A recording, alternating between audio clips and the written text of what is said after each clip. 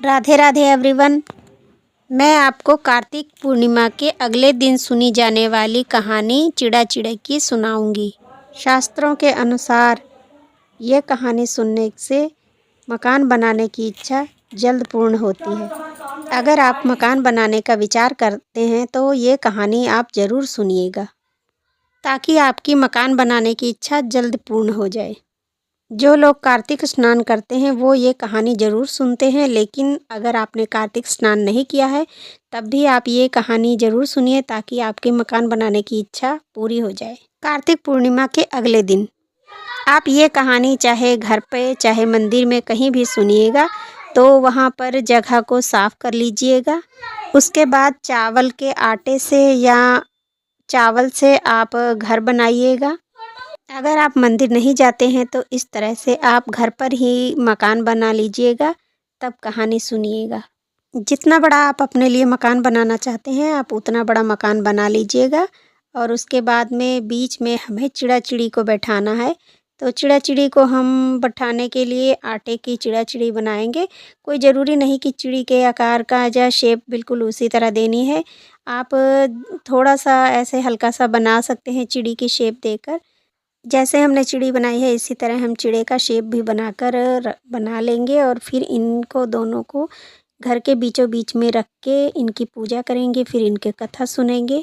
कार्तिक के दिन हमें ये कथा सुननी है। आप ये कथा सुबह भी सुन सकते हैं और शाम को भी सुन सकते हैं। घर के चारों कोनों में हम दीपक रखेंगे और बीच में भी हम दीपक रखेंगे, और मेन गेट पर हम मोमबत्ती रखेंगे और जल छिड़क कर घर का शुद्धिकरण कर देंगे और सारे दीपक जला लेंगे।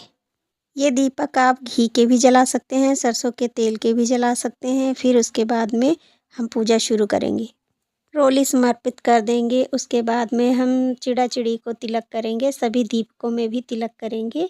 उसके बाद चावल समर्पित कर देंगे तिलक के ऊपर, और उसके बाद भोग के रूप में हम खील बताशे जो है सभी को चढ़ा देंगे, सभी दीपकों में, सभी घरों में और चिड़ा चिड़ी के पास। इस दिन मूंग दाल खिचड़ी का दान भी किया जाता है और दक्षिणा भी दी जाती है। इस तरह से हमें पूजा करनी है। और एक लोटा में जल ले लेंगे और हाथ में हम खिचड़ी ले लेंगे। खिचड़ी लेकर फिर हमें चिड़ा चिड़ी की कथा सुननी है। चिड़ा चिड़ी की कथा इस प्रकार है। बहुत समय पहले की बात है, 4 चिड़ियाँ थीं। चारों चिड़ियाँ सहेलियाँ थीं आपस में। वे हर साल कार्तिक स्नान करती थीं। फिर उन्होंने सोचा कि आज पड़वा है तो आज चलिए खिचड़ी बनाते हैं। एक चिड़िया दाल लेकर आई, एक चिड़िया चावल लेकर आई, एक चिड़िया घी लेकर आई और एक चिड़िया पानी लेकर आई। चिड़ियों ने सलाह करी कि पहले नहा कर आते हैं, फिर बैठकर आराम से खिचड़ी खाते हैं। एक चिड़िया पहले आ गई थी, बाकी चिड़िया अभी नहीं आई थी। तो जो चिड़िया पहले आ गई थी उसने पहले खिचड़ी की भाप खा ली।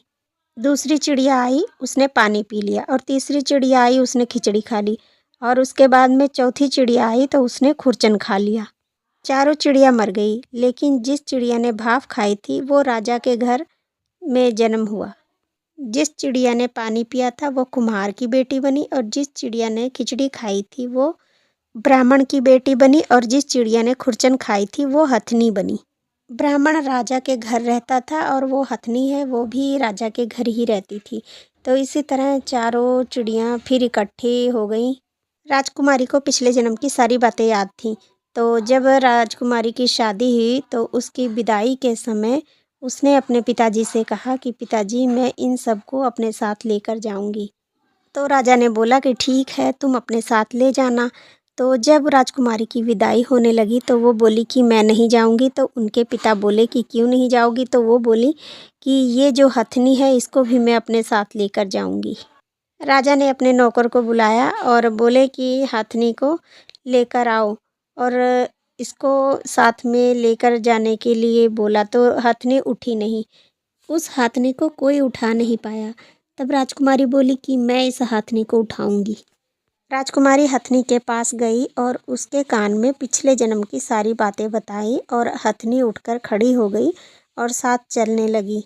तभी राजा ने अपनी तलवार निकाली और बोले कि तू कौन बहरूपिया है जो कि जानवरों से बात करती है, तू मेरी बेटी नहीं हो सकती। सच सच बताओ तुम कौन हो, नहीं तो मैं तुम्हारा सिर धड़ से अलग कर दूंगा।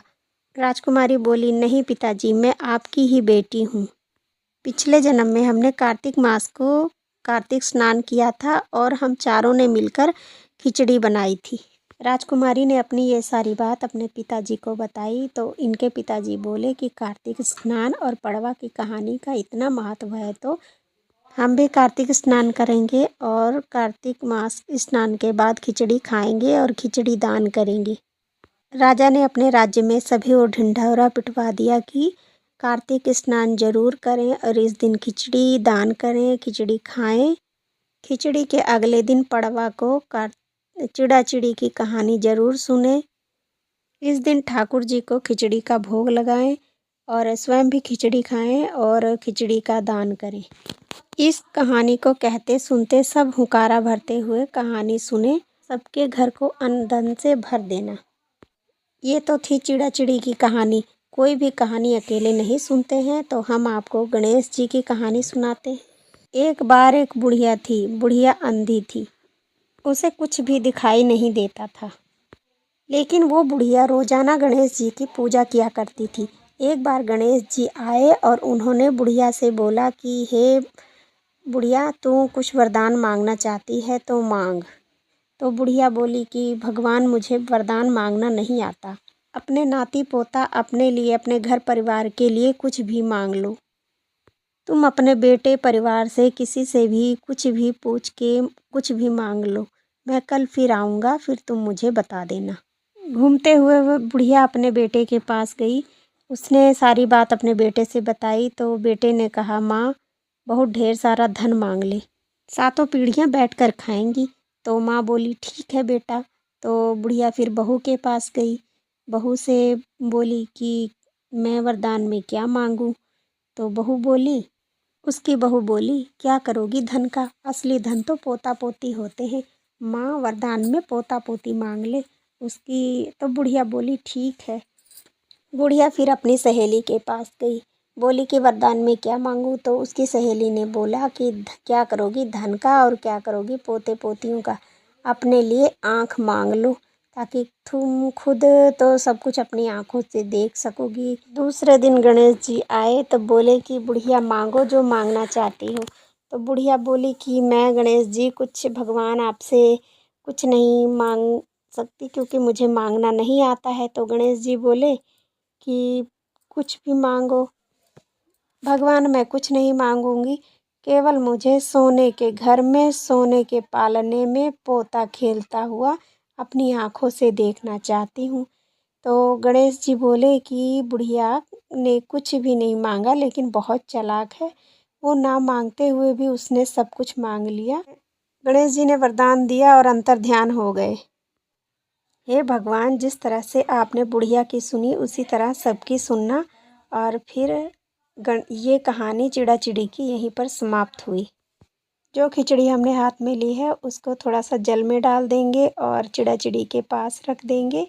कहानी पूर्ण होने के बाद हाथ जोड़कर प्रार्थना करेंगे कि परमात्मा, जिस तरह के आपने सबकी कथा की मनोकामना पूर्ण की, उसी तरह मेरी मनोकामना भी पूर्ण करना। और ये जो खिचड़ी और दान का पैसा इसको हम दे देंगे और जो खील बताशे रखे हैं इसको प्रसाद के रूप में सबको दे देंगे। और जो लोटे में जल है इसको तुलसी में अर्पित कर देंगे। मूंग दाल की खिचड़ी को आप बनाकर भी दान कर सकते हैं, कच्ची भी दान कर सकते हैं। और आज के दिन, पड़वा के दिन, इस खिचड़ी को ज़रूर खुद भी बनाकर खाएं और दान दें। ये अच्छा होता है सभी के लिए। कार्तिक मास के अगले दिन पड़वा को ये कहानी आप चाहे सुबह सुन सकते हैं चाहे शाम को। एक बार इस कहानी को सुनना ज़रूरी है और स्नान करना बहुत ज़रूरी है। इससे हमारी सभी मनोकामनाएं पूर्ण होती हैं। ये कथा सुनने के बाद में जो आपने घर बनाया है, अगर मंदिर में बनाया है आपने, तो आप ऐसे ही छोड़कर चले आएंगे। अगर घर में ये मंदिर बनाया है तो 4-5 घंटे के बाद आप इस मंदिर को झाड़ू से साफ़ नहीं करेंगे। इसके जो खील बतासे हैं उसको एक बर्तन में इकट्ठा कर लेंगे और किसी कपड़े से इसको हम पोंछ के इकट्ठा करके, इसके जो आटा है इसको हम इकट्ठा करके रख लेंगे और कहीं या तो आप गाय को चला देंगे या फिर नहर में इसको विसर्जित कर देंगे। इस आटे को आप चींटियों को भी डाल सकते हैं। तो इस दिन जो भी कार्तिक स्नान के दिन स्नान करते हैं बहुत ज़रूरी होता है। और ये घर बनाते हैं हम लोग तो हमारे जो घर मन में इच्छा होती है घर बनाने की वो बहुत जल्द पूर्ण हो जाती है। आपको मेरी ये वीडियो कैसी लगी? अगर अच्छी लगी हो तो प्लीज़ लाइक शेयर कमेंट कर देना। इसी तरह की मैं अच्छी अच्छी वीडियो आपके लिए लाती रहूँगी। तब तक के लिए जय श्री कृष्णा, राधे राधे।